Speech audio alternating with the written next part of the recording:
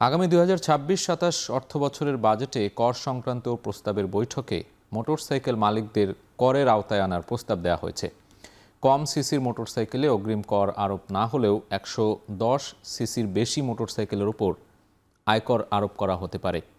আমরা একটু দেখতে চাই যে কি পরিমাণ কর আরোপ করা হতে পারে, সেটি সরকারের পক্ষ থেকে বলা হয়েছে, প্রস্তাব দেওয়া হয়েছে এবং ইঞ্জিন ক্ষমতার উপরেই এই পরিমাণ নির্ধারণ করা হয়েছে।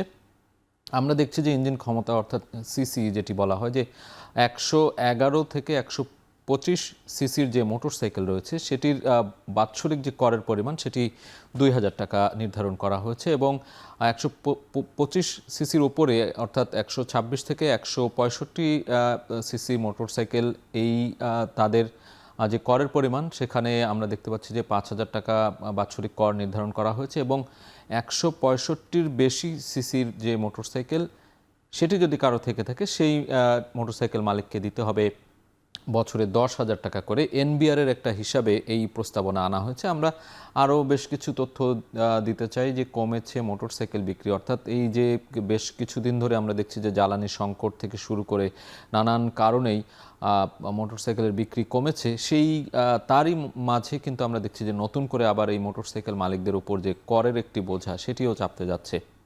আমরা একটু সময়কাল ধরে যদি দেখতে চাই, ২০২২ সালে মোটরসাইকেল বিক্রির যে পরিমাণ সেটি ছিল ৬ লাখ এবং ২০২৫ সালে অর্থাৎ ৩ বছর পরে সেটি কমে দাঁড়িয়েছে ৪,৬৪,০০০ এবং ২০২৬ মার্চ অর্থাৎ এই চলতি বছরের মার্চ মাসে এটির সংখ্যা ছিল ৫১,৯৫৮টি।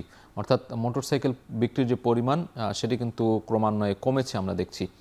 আমরা আরও বেশ কিছু তথ্য একটু বিশ্লেষণ করে দেখতে চাই যে মোটরসাইকেলের উপরে যে কর, উবার পাঠাও চালকদের উপরেও বসতে যাচ্ছে এই অগ্রিম কর এবং ২০১৮ সালের পর থেকে দেশে মোটরসাইকেল উৎপাদনে কারখানা হয়েছে 10টি।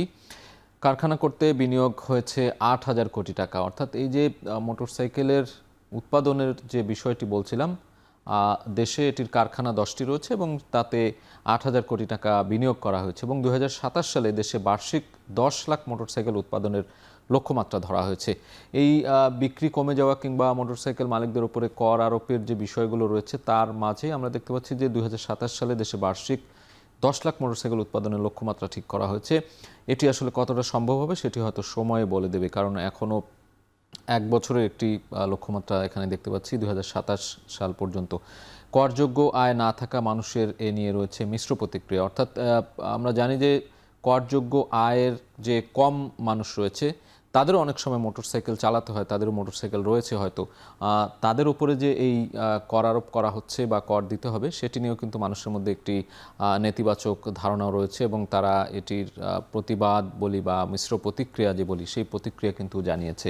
তো এই ছিল আসলে মোটরসাইকেলের উপরে কর আরোপের যে সিদ্ধান্ত, সেই সিদ্ধান্তের বিস্তারিত বিশ্লেষণ।